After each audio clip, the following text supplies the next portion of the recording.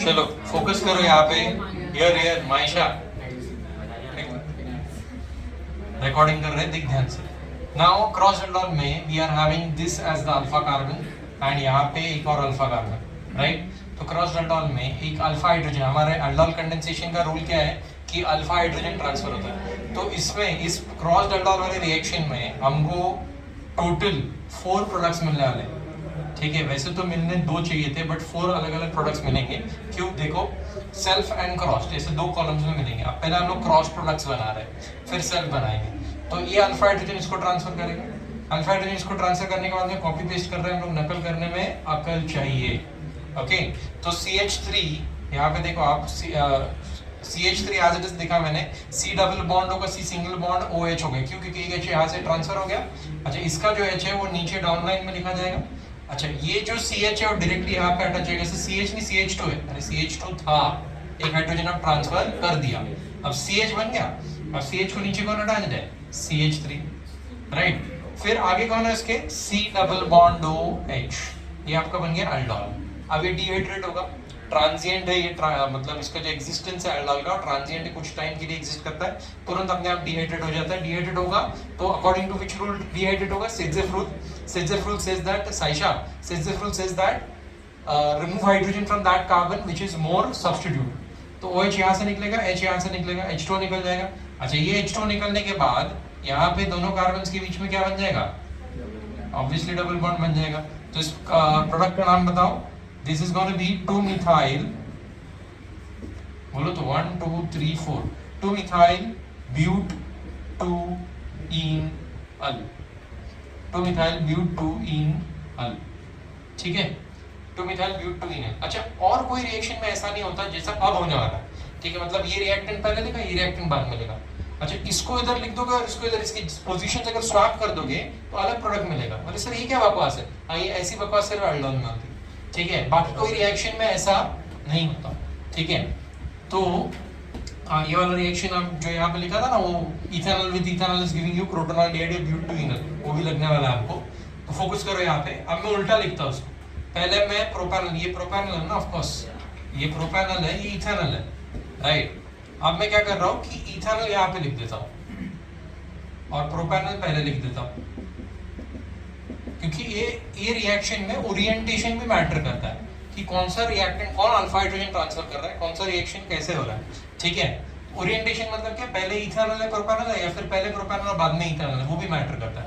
तो ये alpha hydrogen यहाँ पे ट्रांसफर करेगा ऑक्सीजन। अब ये अल्फा हाइड्रोजन ट्रांसफर करेगा तो प्रोडक्ट में यहाँ पे बना रहा हूँ, all this is happening in presence of dilute NaOH, आपको याद रखना है। तो यहाँ पे जो प्रोडक्ट बन रहा है उसको मैं कॉपी पेस्ट कर रहा हूँ यहाँ पे, कॉपी पेस्टिंग, ये कॉपी पेस्ट कर रहे हैं CH3 CH2 CH3 CH2 C double bond O का क्या हो जाएगा? C सिंगल बॉन्ड OH, इसका H डाउन लाइन में, किसने अल्फा हाइड्रोजन ट्रांसफर किया? इसने। तो ये CH3 का बन जाएगा CH2, CH2 से आगे C डबल बॉन्ड OH, तो ये भी अल्डोल बन गया। But as I told you कि अल्डोल्स आर ट्रांजिएंट। अल्डोल क्यों बोल रहे हैं? क्योंकि यहाँ पे अल्डिहाइडिक फंक्शनल ग्रुप भी है और अल्कोहलिक फंक्शनल ग्रुप भी है। There is both aldehydic as well as alcoholic functional group, ठीक है। तो अब इसका, इसमें से यहाँ से OH निकलेगा और यहाँ से H निकलेगा, राइट। H2 निकल जाएगा, तो H2 निकलने के बाद में what will we get? Double bond and alkene, alkenal. तो इसका नाम बताओ, 1 2 3 4 5 पेंट 2-enal, क्या नाम आएगा? Paint 2-enal। तो दो प्रोडक्ट्स, दो क्रॉस प्रोडक्ट्स मिले, एक 2-methyl ब्यूट 2-enal और एक पेंट 2-enal। कैसे मिले?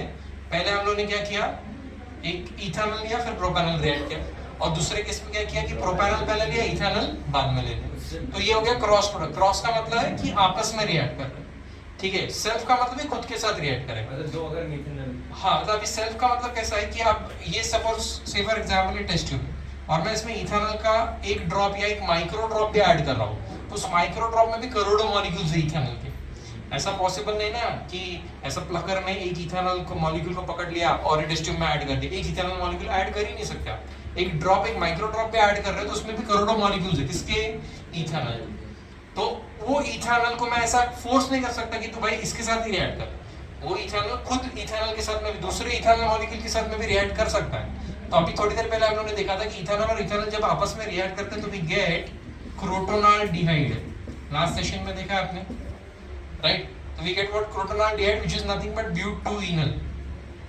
नॉर्मल एल्डोल करो आपको ये मिल जाएगा ब्यूटूइनल। और आपने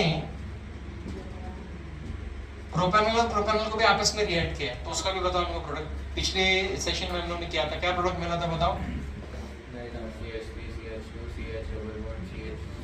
ऐसा ऐसा बोलेगा बेटा, ऐसा बोलेगा 2 मिथाइल पेंटूइनल, राइट? ऐसा ही कुछ चेक करो, 2 मिथाइल पेंटूइनल, ऐसा ही मिला था। या सो ये टोटल 4 प्रोडक्ट्स हो गए किसके? एल्डोल के, ठीक है? 4 प्रोडक्ट्स ऑफ एल्डोल। कैसे? 2 क्रॉस्ड, पहले एक को लेना है, पहले इथेनॉल प्रोपेनॉल, फिर प्रोपेनॉल इथेनॉल और सेल्फ। तो जो इथेनॉल इथेनॉल आपस में रिएक्ट करेगा, प्रोपेनॉल प्रोपेनॉल जब आपस में रिएक्ट करेगा तो ये मिलेगा। तो self products 2, cross products 2, we get और टोटल ऑफ 4 प्रोडक्ट्स। अगर एग्जाम में रिएक्शन आता है तो ऑब्वियसली ज्यादा मार्क्स के लिए आएगा। क्यों ज्यादा मार्क्स के लिए क्यों आएगा? क्योंकि बड़ा है ना, 4 प्रोडक्ट्स अलग अलग मिल रहा है। या ऑफ कोर्स चारों प्रोडक्ट्स आपको दिखाने पड़ेंगे। Note, in crossed aldol condensation, in crossed aldol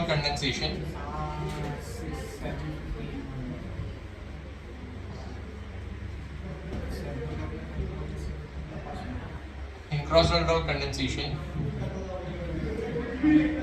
if both compounds in crossed aldol condensation, if both reactants in crossed aldol condensation, if both the reactants have alpha hydrogen, if both the reactants have alpha hydrogen, we get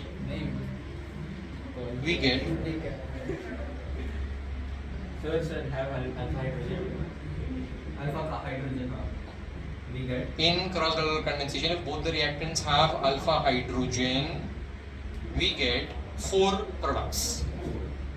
We get 4 products. कौन से 4?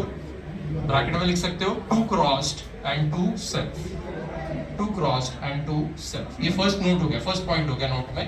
Second point लिखो, second point लिखो,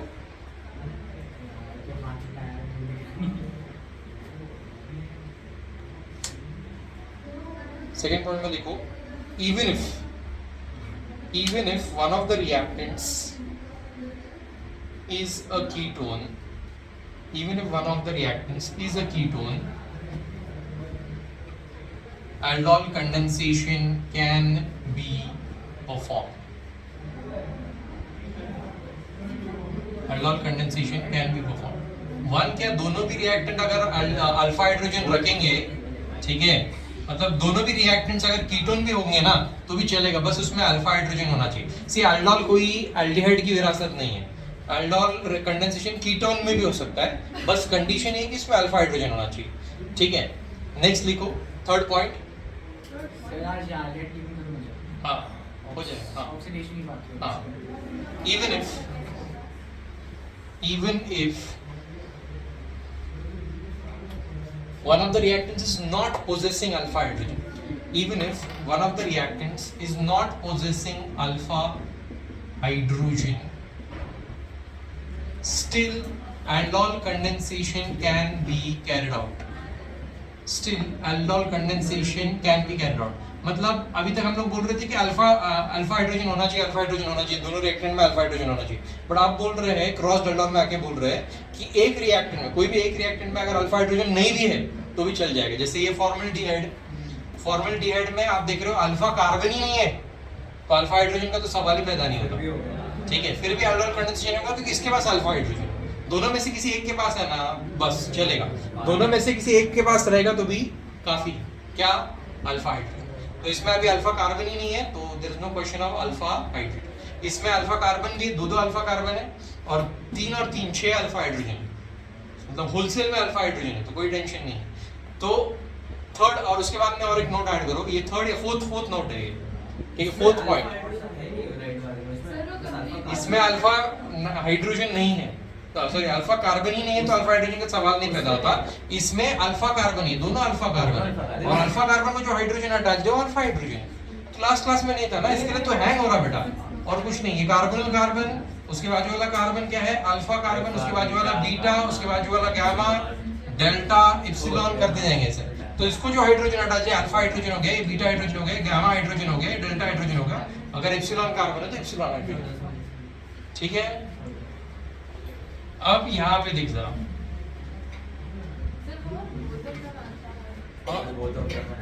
both सी, ये दोनों तरफ चलता है।